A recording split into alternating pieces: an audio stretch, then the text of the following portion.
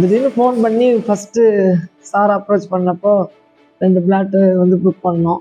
இப்போ 2வது தடவை வந்து கடைசியில் இப்போ 46ஆம் நம்பர் பிளாட்டை பார்க்கும்போது சரி அதையும் கொஞ்சம் வாங்கினா நல்லாயிருக்கும், 1200 பத்தாதுன்னு சொல்லிட்டு அவங்களுக்கு 2 கொடுத்துட்டு நான் 1 வாங்கலான்னு இது பண்ணேன். பட் அதை முடிக்கிறதுக்கு கடவுள் தான் உதவி செஞ்சார்.